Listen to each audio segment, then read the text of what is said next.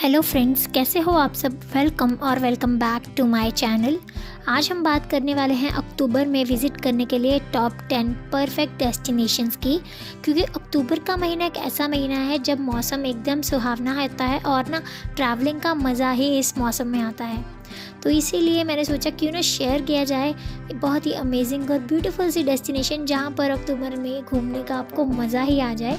तो इसीलिए वीडियो में एंड तक बने रहिएगा, क्योंकि मैं 10 से लेके 1 तक बहुत ही अमेजिंग डेस्टिनेशंस बताने वाली हूँ। तो चलिए शुरू करते हैं। सो नंबर 10 पर है मकलोडगंज और बीर। सो जब आप धर्मशाला की तरफ जाते हैं तो उससे थोड़ी आगे आ जाता है मकलोडगंज, और अगर दूसरी तरफ चले जाते हैं तो आ जाता है बीर। तो सबसे पहले बात करते हैं मकलोडगंज की।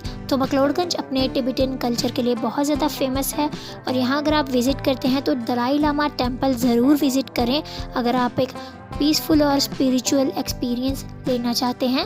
और साथ ही यहाँ पर फेमस है बक्सू नाग वाटरफॉल, जो कि बहुत ही ब्यूटीफुल वाटरफॉल है, जहाँ तक जाने के लिए आपको कुछ किलोमीटर का ट्रैक भी करना पड़ता है, but this is definitely worth it. और मकलोडगंज अपने त्रियुंड ट्रैक के लिए भी बहुत ज़्यादा फेमस है, और अक्टूबर का महीना इस ट्रैक को करने के लिए एकदम परफेक्ट है। बारिश भी नहीं होती और ना इस टाइम पे बर्फ़ होती है, तो इसीलिए ये महीना बिल्कुल परफेक्ट रहेगा। अगर आप त्रियुंड का ट्रैक भी करना चाहते हैं तो आप यहाँ जाकर कर सकते हैं। दूसरा आ जाता है बीर, जो कि पैराग्लाइडिंग के लिए बहुत ज़्यादा फेमस है। तो अगर आप एडवेंचर पसंद करते हैं और साथ ही आपको खाने पीने का भी शौक़ है, क्योंकि जो बीर है वो अपने कैफ़ेज़ के लिए बहुत ज़्यादा फेमस है, तो अगर आप एडवेंचर के शौकीन और खाने पीने के शौकीन दोनों हैं तो आप डेफिनेटली यहाँ विज़िट कर सकते हैं।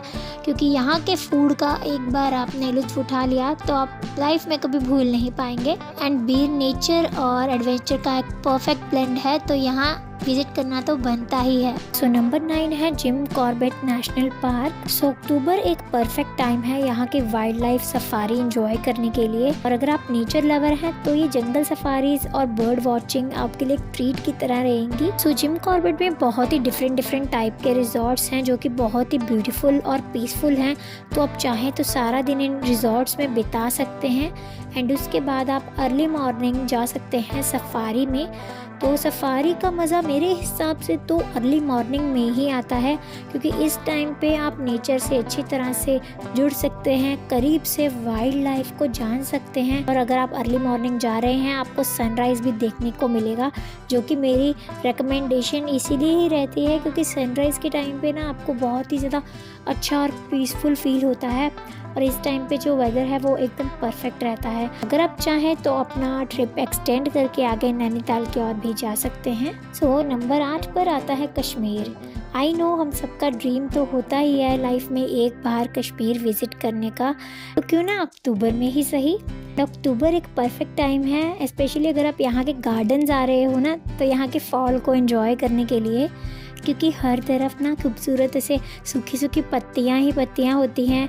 आप जब यहाँ के गार्डन पे आते हो तो यहाँ का माहौल एकदम मस्त होता है इस टाइम पे, और यहाँ के लैंडस्केप्स की तो मैं क्या ही बात करूँ। सबसे पहले बात करते हैं श्रीनगर की। श्रीनगर में फेमस है डल लेक। यहाँ पर आते हैं तो शिकारा राइड ज़रूर करें डल लेक में, और अगर आप थोड़ा और यूनिक एक्सपीरियंस चाहते हैं तो यहाँ डल लेक में आप हाउस बोट में भी स्टे कर सकते हैं। यहाँ पर दिन में काफ़ी सुहावना वेदर होता है, एंड उसके बाद रात को हल्का सा चिली हो जाता है, तो यहाँ पर अपने वार्म क्लॉथ्स लाना भी बिल्कुल मत भूलिएगा। यहाँ पर आप शॉपिंग के लिए लोकल हैंडीक्राफ्ट देख सकते हैं, ड्राई फ्रूट्स देख सकते हैं, और कश्मीर अपने सैफरॉन और पश्मीना शॉल्स के लिए कितना फेमस है तो इसीलिए यहाँ पर आते हैं तो इस चीज़ की शॉपिंग ज़रूर करें। यहाँ पर घूमने के लिए है सोनमर्ग, जो कि थाजीवास ग्लेशियर के लिए मशहूर है। फिर है गुलमर्ग, जो कि अपने गंडोला राइड के लिए एकदम फेमस है। एंड नेक्स्ट इज़ पहलगाम, जो कि Lidder river, Aru valley and Baisaran valley के लिए बहुत फेमस है, जहाँ पर काफ़ी फेमस मूवीज़ की शूटिंग भी हुई है। तो अगर आप जन्नत का एक्सपीरियंस करना चाहते हैं तो कश्मीर एक परफेक्ट प्लेस है। सो नंबर 7 पर आ गए हैं हम, ये है चक्राता। चक्राता एक बहुत ही सिक्लूडेड हिल स्टेशन है जो कि उत्तराखंड में है। तो उत्तराखंड में जब आप देहरादून की तरफ जाते हो, सो देहरादून से चक्राता का कुछ 2 से ढाई घंटे का रास्ता है। And this place is so beautiful, specially अगर आप चाहे मानसून में जा रहे हो चाहे आप अक्टूबर में जा रहे हो, आपको यहाँ पर एकदम अमेजिंग व्यू और अमेजिंग मौसम मिलने वाला है।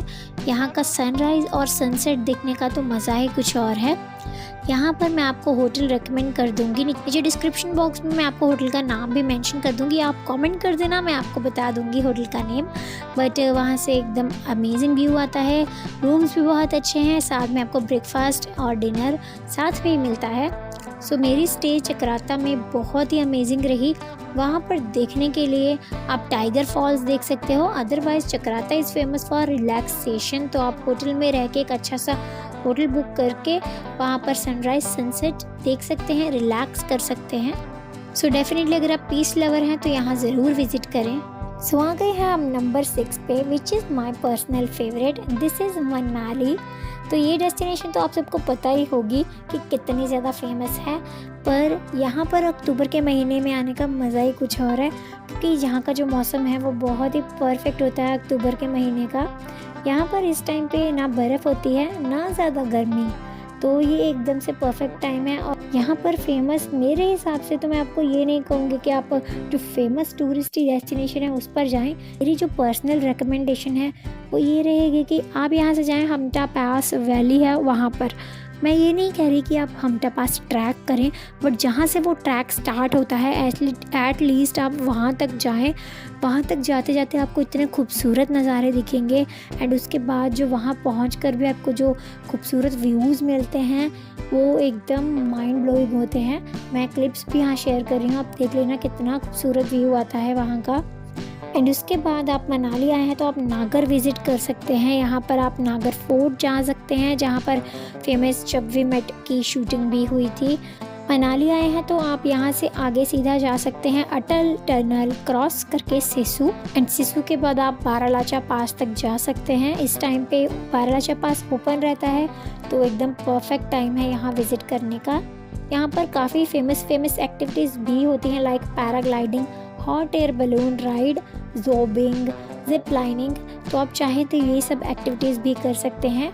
और शॉपिंग करनी है तो यहाँ पर आप शाम के टाइम पे मॉल रोड आ सकते हैं, वहाँ पर आप शॉपिंग कीजिए और खाइए पिए, आइसक्रीम खाइए, मज़े कीजिए। नेक्स्ट नंबर 5 है ऋषिकेश। तो अगर आप एक पीस लवर हैं और साथ ही आपको एडवेंचर का भी शौक़ है तो आई नो कि आपको पता होगा कि ऋषिकेश एक परफेक्ट डेस्टिनेशन है।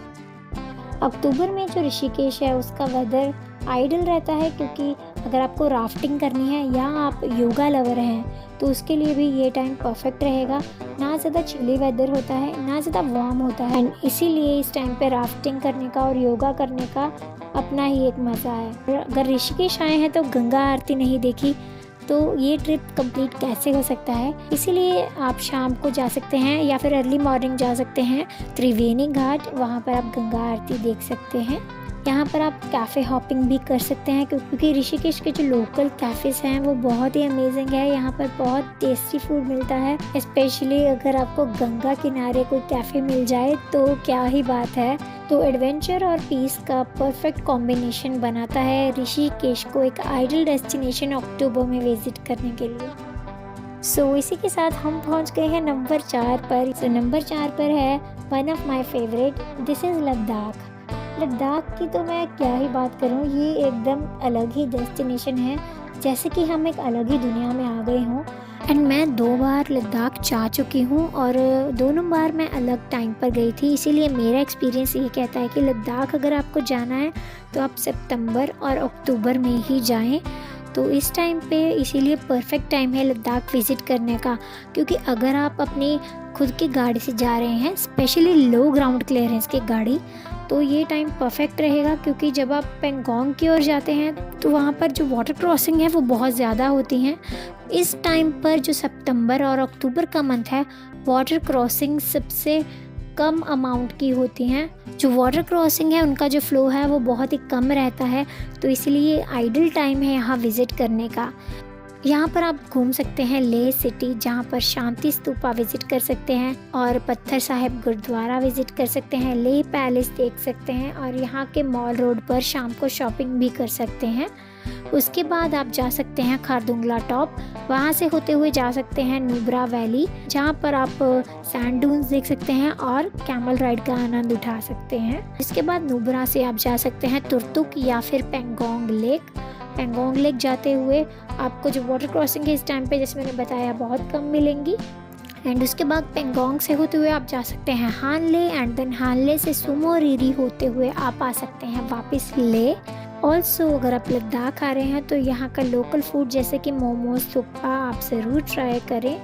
एंड अगर आपको मीठा पसंद है तो मेरी रिकमेंडेशन पे यहाँ पर 7th हेवन बेकरी में ज़रूर पेस्ट्रीज और ब्राउनी ट्राई करें। इसी के साथ हम पहुँच गए हैं नंबर 3 पर। जी हाँ, तो नंबर 3 पर है again one of my favourite, Spiti valley. तो स्पीति वैली आप सब जानते हैं कि अपने ब्रेथ टेकिंग माउंटेन्स, मॉनेस्ट्रीज और अपने जो सूखे पहाड़ हैं उनके लिए कितना फेमस है। अक्टूबर का जो मंथ है वो यहाँ पर एकदम परफेक्ट रहता है, क्योंकि इस टाइम पे स्पीति रिवर का कलर बहुत अमेजिंग रहता है, एकदम ब्लू और सी ग्रीन का जो मिक्सचर होता है वैसा कलर होता है। और यहाँ पर इस टाइम पे आपको चिली वेदर देखने को मिलेगा, तो ज़रूर गर्म कपड़े लेके जाएं। और यहाँ पर सुबह का तापमान ठीक रहता है, बट जैसे जैसे रात होती है बहुत तेज़ हवाएं चलती हैं और चिली वेदर हो जाता है। जब आप स्पीति वैली जाते हैं तो नाको से होते हुए आप जाएंगे टाबो। टाबो में आप स्टे कर सकते हैं, टाबो केव्स और मोनेस्ट्री देख सकते हैं। इसके बाद टाबो से आप जा सकते हैं काजा। काजा से आगे स्पीति में विज़िट करने के लिए है की मोनेस्ट्री, किब्बर विलेज और साथ ही चीचम ब्रिज, जो कि एशिया का हाईएस्ट सस्पेंशन ब्रिज भी है। साथ ही अगर आप काजा में हैं तो आप ये पूरा सर्किट भी कर सकते हैं, जो कि है लांगजा, कॉमिक और हिक्किम। तो स्पीति में घूमने के लिए बहुत सी जगहें हैं, इसके लिए डिटेल वीडियो मैंने बनाई हुई है। लद्दाख की भी मैंने डिटेल वीडियो बनाई है। इन सभी की डिटेल वीडियोस मैं लिंक कर दूंगी डिस्क्रिप्शन बॉक्स में और आई बटन पे भी दे दूंगी, आप ज़रूर चेक कीजिएगा। और हाँ, मैगी खाना बिल्कुल मत भूलिएगा। सो नंबर 2 पर है, जो कि है second last, this is Jaisalmer. तो जैसलमेर अभी भी रिसेंटली मेरे फेवरेट्स में ऐड हुआ है, क्योंकि कुछ महीने पहले जब मैं अपने गोवा ट्रिप पे गई थी मैंने विज़िट किया था जैसलमेर। जैसलमेर को गोल्डन सिटी भी कहा जाता है, और ये बताने की मुझे ज़रूरत नहीं है कि इसे क्यों गोल्डन सिटी कहा जाता है। यहाँ पर फेमस है जैसलमेर फोर्ट, जो कि है यूनेस्को वर्ल्ड हेरिटेज साइट।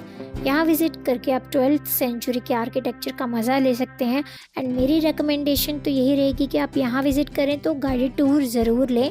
सो अक्टूबर का जो महीना है वो जैसलमेर में तो बहुत मायने रखता है, क्योंकि जैसलमेर में अगर आप समर्स में जाते हैं तो बहुत ज़्यादा गर्मी रहती है, एंड अगर आप विंटर में जाते हैं तो इस जैसलमेर में जो सैंड डून्स हैं वो आपको बहुत ज़्यादा ठंडी भी दे सकते हैं। तो इसीलिए जो अक्टूबर का टाइम है वो एकदम परफेक्ट है यहाँ पर विज़िट करने के लिए, क्योंकि ना ज़्यादा ठंडी ना ज़्यादा गर्मी, एकदम परफेक्ट, घूमो भी मज़े से।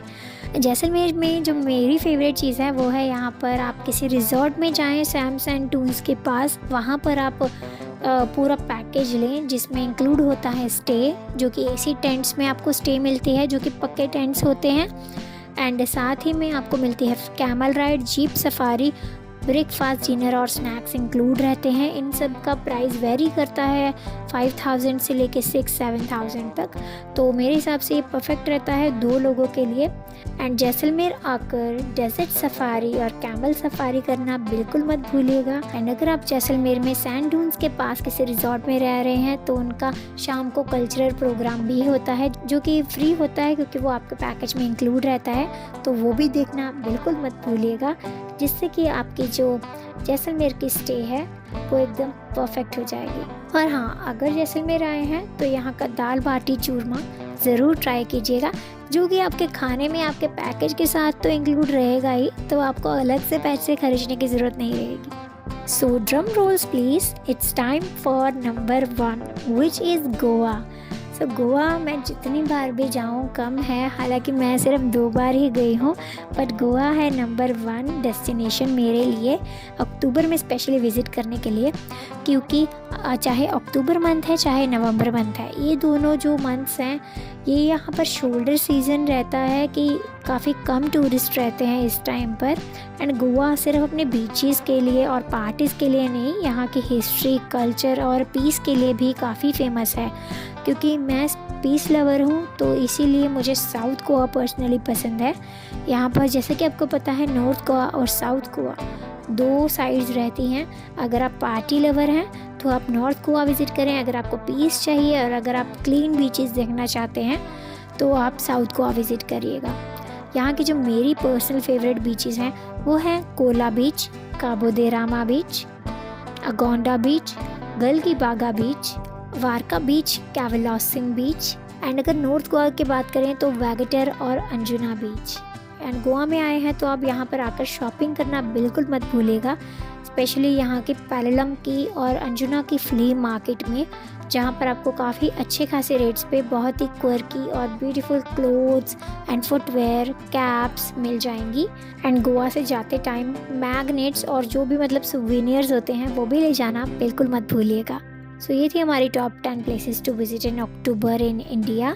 तो आप सबको ये कैसी लगी मुझे ज़रूर बताना, एंड कहाँ जाना है आपको ये भी मुझे ज़रूर बताना कमेंट सेक्शन में। एंड अगर आपको वीडियो पसंद आई है तो लाइक करें, शेयर करें और हमारे चैनल को सब्सक्राइब करना बिल्कुल मत भूलिएगा। हैप्पी जर्नी एंड अगले वीडियो तक के लिए गुड बाय, टेक केयर।